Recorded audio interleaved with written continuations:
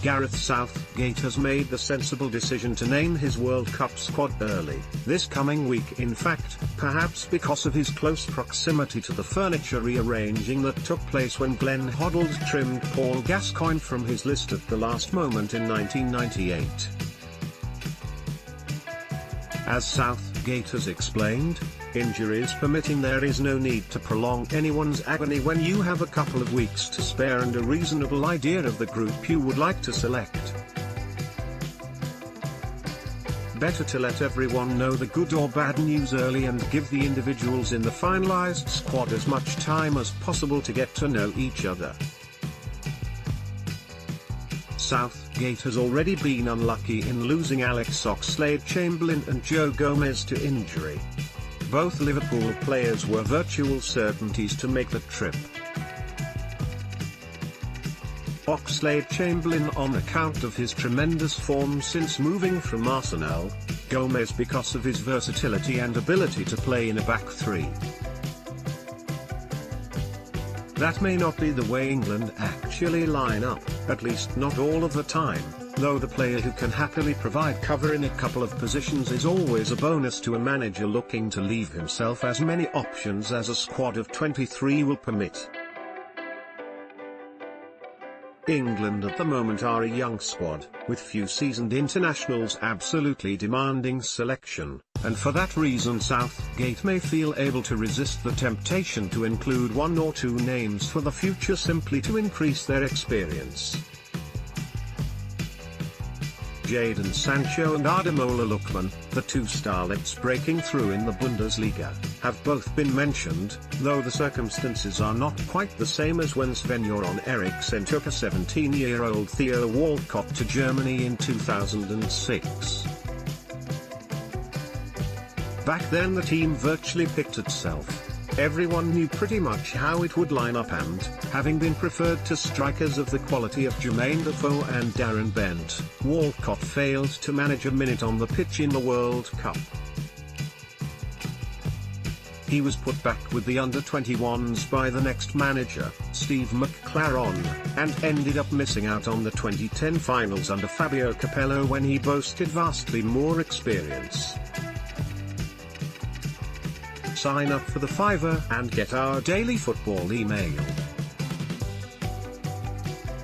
Sometimes the best of intentions do not always produce the desired results, and Southgate may feel, with players such as Ruben Loftus-Cheek, Trent Alexander-Arnold and Marcus Rashford under consideration, that he is doing enough for the future in any case. The flip side of the youth policy is what might be termed the elder statesman question. As already mentioned, England do not have too many of those, but Southgate is believed to be willing to name Joe Hart among his three goalkeepers, even though the most experienced international at his disposal is unlikely to be first choice. Martin Keown famously retired from international football after Brazil knocked England out of the 2002 World Cup in Japan, and who could blame him? In the later stages of his career he had been selected for the 1998 and 2002 tournaments by two different managers and failed to kick a ball in either.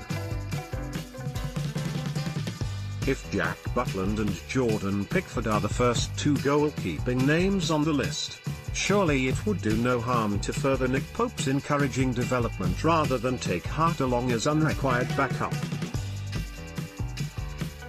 Similarly, if Gary Cahill and Chris Smalling are unlikely to be first-team choices, it might be better to make up the numbers with an Alfie Mawson or a James Tarkowski, defenders presently on the periphery of the squad but players who are likely to be around when the next World Cup comes along. Ruben Loftus-Cheek will be under consideration. Photograph, Sean Brooks/Action Plus via Getty Images. So, on that basis, here is a suggested squad. The three goalkeepers who deserve to go are Butland, Pickford, and Pope, although Southgate may prefer Hart to the Burnley player. Three centre-backs who seem certain to make the trip are John Stones, Harry Maguire, and Phil Jones, and another Burnley player, Tarkowski, would be an adventurous fourth. Southgate must also consider the claims of Mawson, Cahill and Smalling for one place as extra defensive cover, though Michael Keane has probably slipped off the radar after an unimpressive first season at Everton.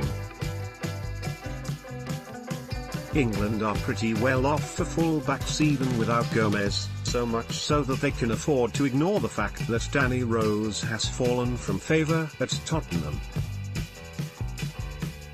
Rose may still get the call, but few would argue if Kyle Walker, Kieran Trippier, Ryan Bertrand and Alexander-Arnold were the quartets boarding the plane.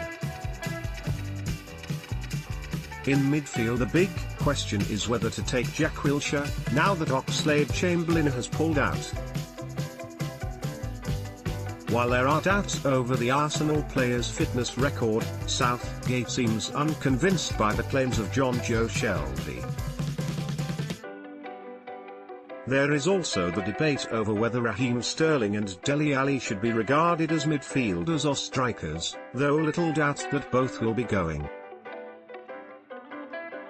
So should Jesse Lingard, and one has the feeling that Southgate will allow as much time as possible for Adam Lallana to prove his fitness.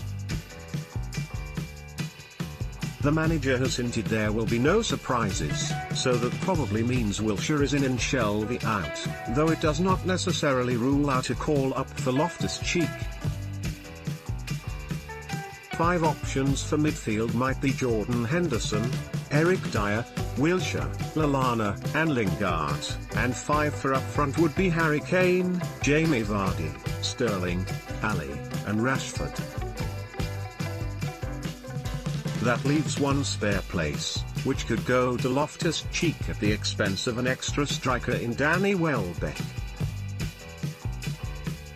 Possible squad: Butland, Pickford, Pope, Walker, Trippier, Bertrand, Alexander-Arnold, Stones, Maguire, Jones, Smalling, Tarkowski, Henderson, Dyer, Lallana, Lingard, Wilshere, Loftus-Cheek, Kane, Ali, Vardy, Rashford, Sterling.